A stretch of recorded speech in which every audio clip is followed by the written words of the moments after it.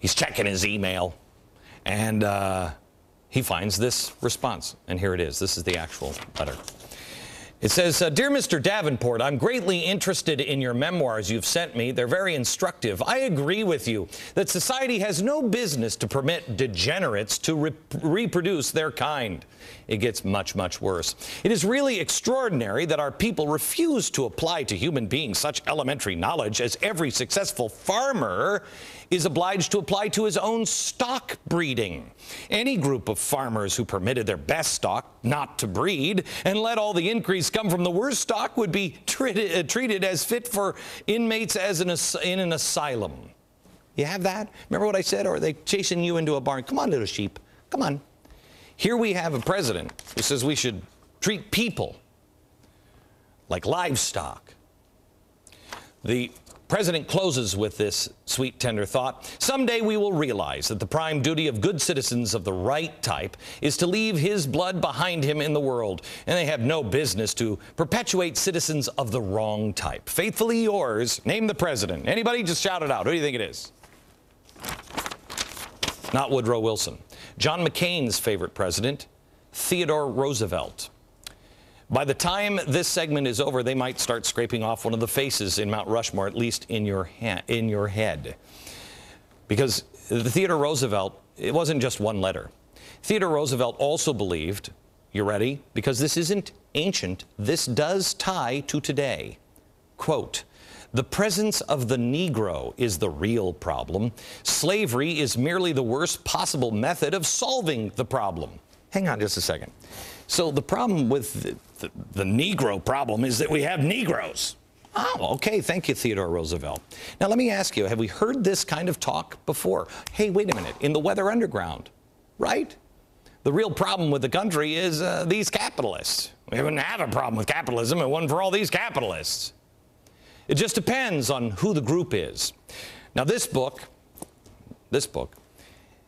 if it had a celebrity cover endorsement back then like we have now, this is called The Passing of the Great Race, impossible to find. This book is a book on eugenics, and these are actual endorsements of this. We're not making this up. If it had celebrity endorsements, it would say this one. Here's the first one. All Americans should be grateful for this book, Teddy Roosevelt. Or here's my favorite. This book is my Bible, Adolf Hitler. It's not just Roosevelt, who was a Republican, or Davenport, who was a Republican. It was Wilson, who was a Democrat. It was all the way along the line in progressives. Progressivism knows no party line. The heralded Woodrow Wilson believed, quote, the white men of the South were aroused by the mere instinct of self-preservation to rid themselves by fair means or foul of the intolerable burden of government sustained by the votes of the ignorant Negroes. Replace Negroes with Tea Party voters. Why not? Why not? Because I can replace something else. Do you notice he said we could remove them by fair means or foul? What does that mean? Hey, that sounds like an old-timey version of Saul Alinsky. Does the end justify the means? His answer, yes. Fair or foul. Isn't that what they're doing with everything now? Doesn't matter if it's fair or foul, just do it because they know better. People are stupid. Wilson also told a black delegation that, quote, segregation is not a humiliation but a benefit. And so you ought to be regarded by you gentlemen. Really. Teddy Roosevelt was the first progressive. Woodrow Wilson was a progressive. These are the progressives of the early 20th century that Hillary Clinton modeled herself after and talked about during the debates. But Tea Party goers and conservatives are the racists. Now, people will say that's all ancient history. I know, because that's what they said about 1970. When we talked about it last week, it's ancient history. But if you don't know your history, you will be doomed to repeat it. During World War II, Davenport, this guy's partner, Davenport, the American citizen, the eugenics genius, he actually maintained contact with Germany and helped with their eugenics program. We know that eugenics program as the Holocaust. You see, it didn't matter if we were at war with Germany. These people believed in this stuff. Now it's politically unpopular to say this. It's unpopular to say a lot of things that they said during those times. Progressives have not changed their viewpoint. They've only changed their language. And now they hide behind academia.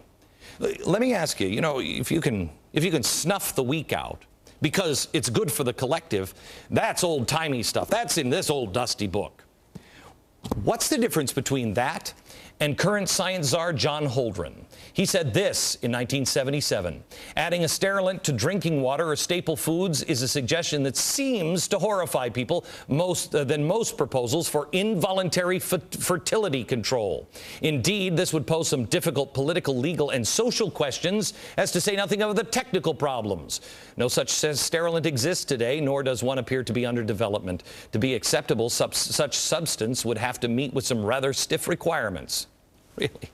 No talk about ethics. I want to leave you, America, with 3 questions. 3 questions. When you're talking about this kind of evil, and you see the past, are you going to leave it there? When you see the arrogance of the past and where it led, and the arrogance here, and stuff that is all upside down, collective salvation, do you roll the dice that that's just academia?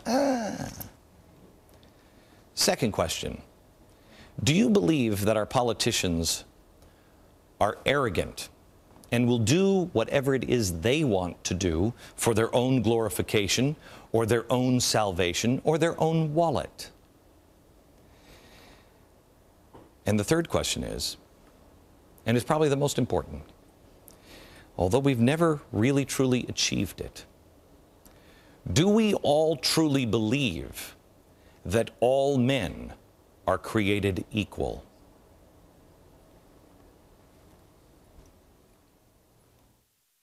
If you've been watching the show for any length of time, I've been telling you that Congress is in trouble.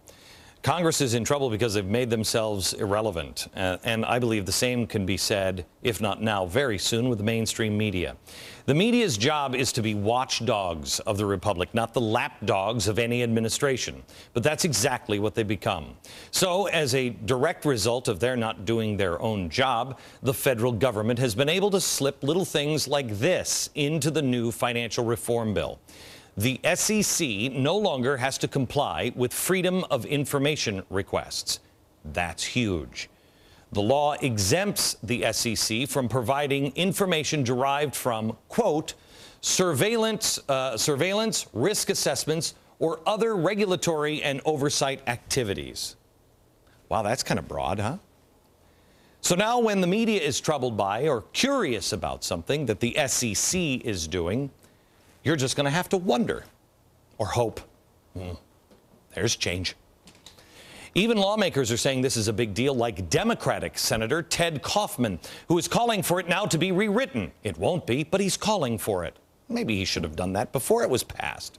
Kaufman said, quote, this provision is overly broad. Freedom of Information Act already has exemptions in it to deal with such concerns. If those exemptions needed to be broadened, we should have done it with a scalpel. Another wonderful development. Yes, it is. Now, here's yet another. This one from media outlet Huffington Post, Fair and Balanced. They've teamed up with the far-left progressive think tank, the Tides Foundation. Well, they're going to produce the Huffington Post Investigative Fund. Ooh, I wonder what they're going to be looking into. It's going to be objective. Sure. Tides is linked to Wade Radke, the chief organizer of Acorn International, founder and chief organizer of Acorn, and founder and chief organizer of Local 100 SCIU. And, of course, board members of the Tides Foundation, and a well-known left supporter of Barack Obama. And that's just him. Don't worry about it. This alliance is yet another example of the media gladly going beyond lapdog for this administration. I'm telling you, the Huffington Post is going to be Pravda. Now, It's also being the attack dog. The media in general. They're fulfilling that role of being attack dog. Last week, I didn't hear anybody really go into this at all. When the president was on The View, here's what happened. Wing, through Fox News and other outlets, they seem to be hijacking the narrative. Where on your side is the narrative? Where is